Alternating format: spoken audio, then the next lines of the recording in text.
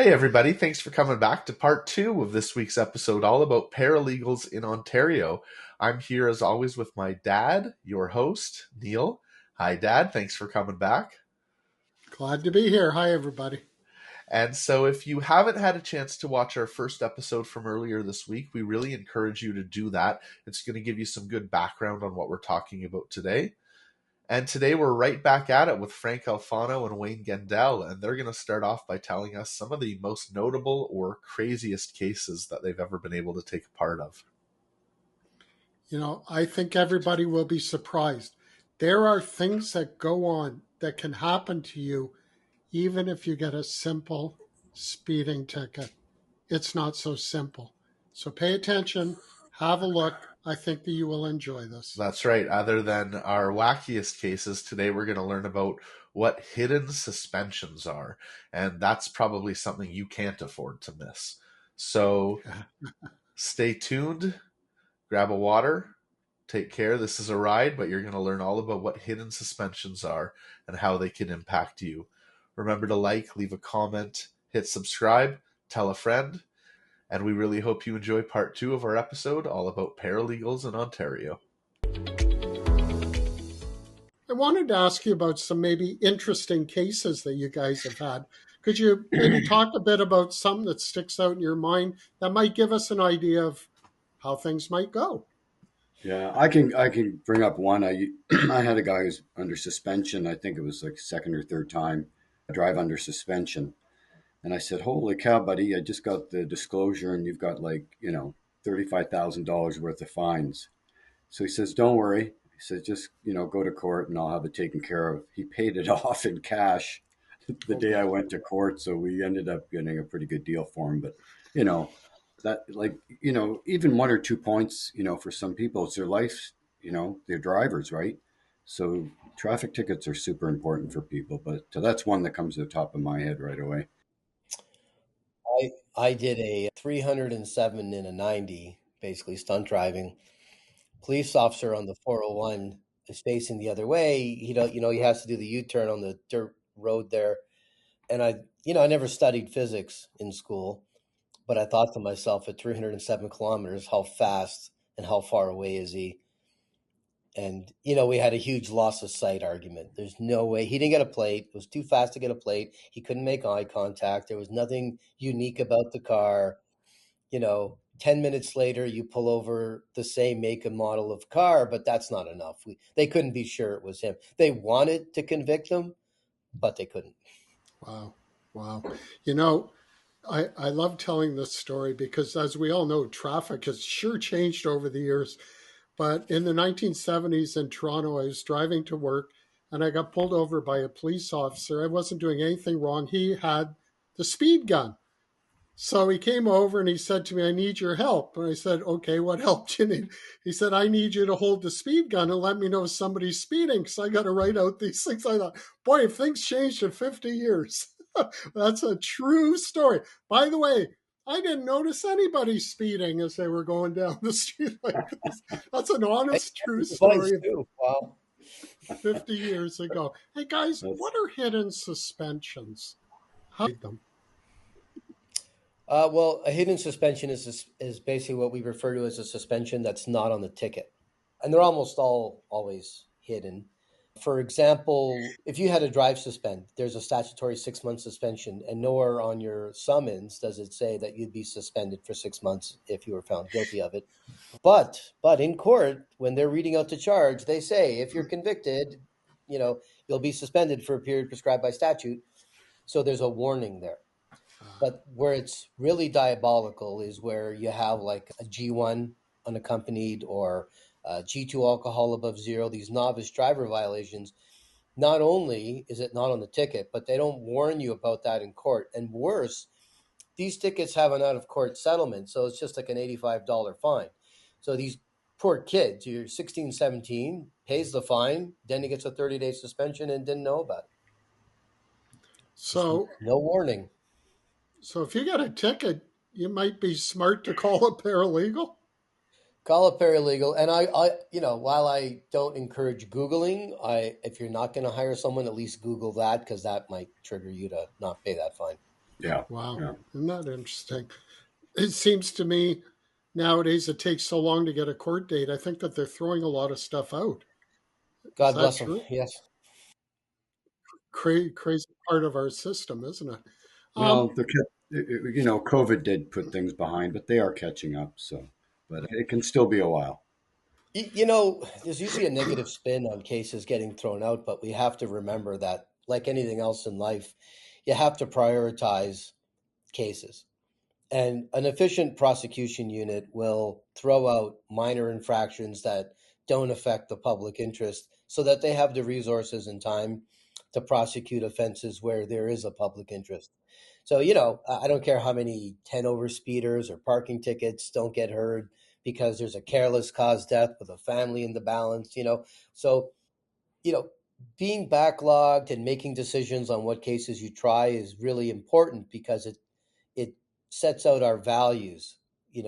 Prosecution unit has to like acknowledge the values of why we're doing what we're doing.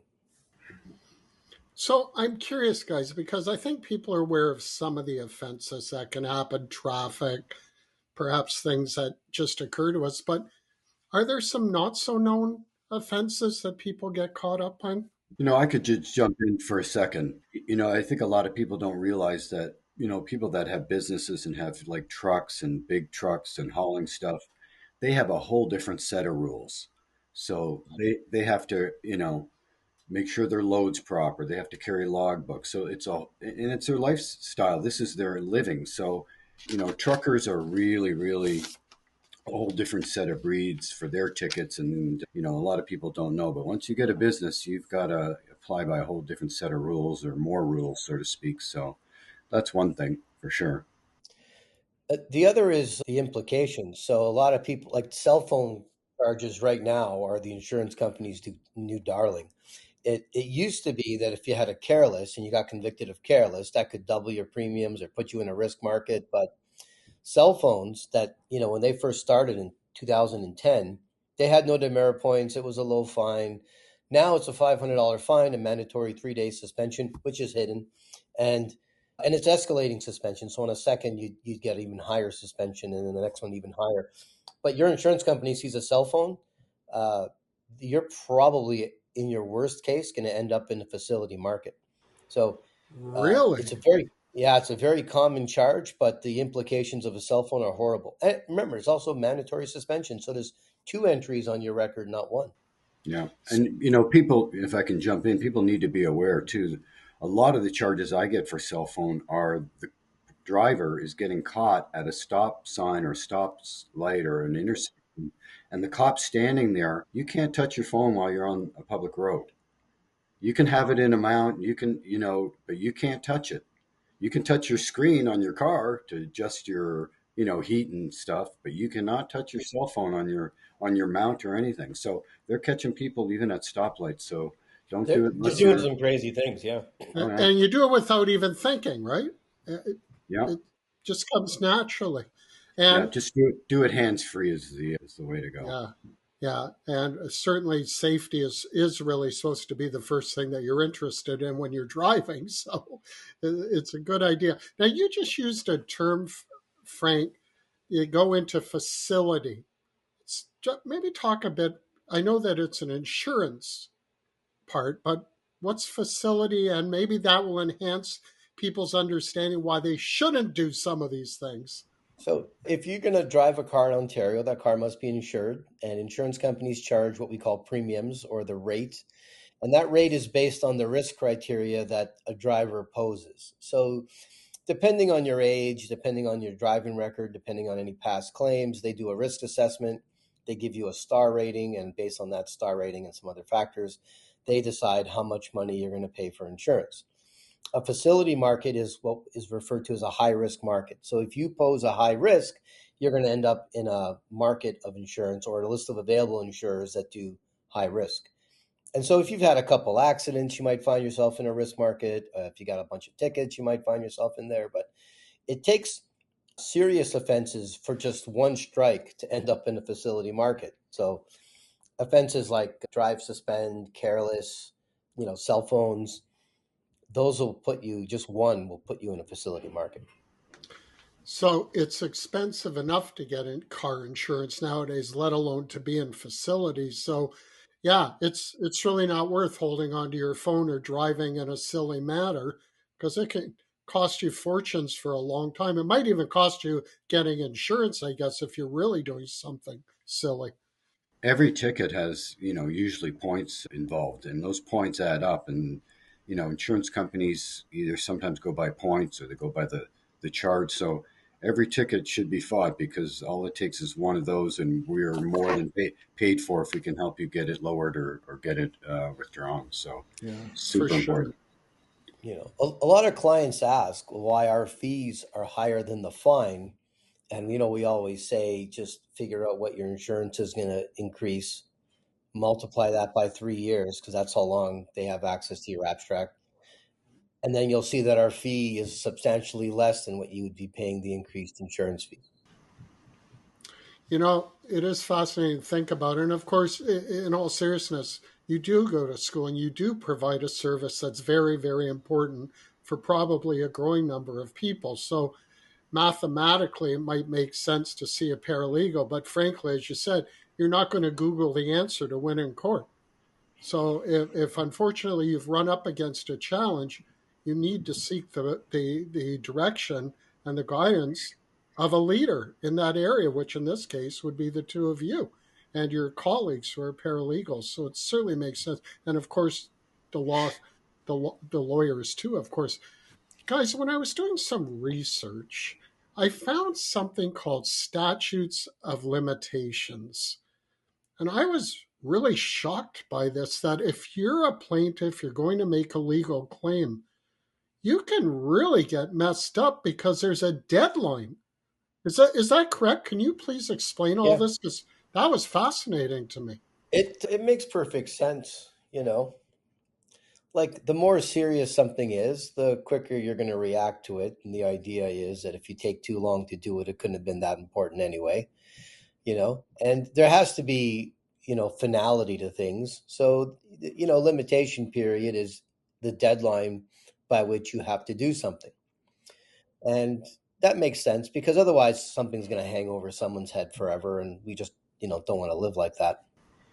Yeah. Right. So, But like in civil matter, like for small claims, for your $35,000 lawsuit against, say, a contract or something, the statute's up to 2 years. So, you want to get that filed and get it in court and get your money back, or defend yourself either way. So, yeah, there's got to be a reasonable time. Like obviously, if you're bringing something up, 5 years later, the contractor, his trim fell off, and I'm suing him. It's come on, 5 years is a bit much. So, like Frank says, there's got to be a reasonable setting of a time. Like same thing in court. I mean, the government when they fine you either criminally or in traffic, whatever the matter may be, there's a time limit that has to get through the court system. So that's why you need representation.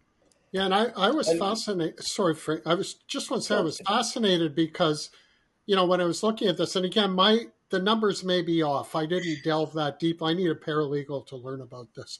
But like if you have a personal injury accident, like you have 2 to 3 years, I think, from the date of the injury to make a claim. But it might be that you just get the pain like near the end of 3 years. I don't know if what I'm even saying is correct, but I was surprised. I agree with it the way that you've explained it. Absolutely. But I was surprised that it's actually a matter of law that you only have so much time to make a claim. Yeah. well, yeah.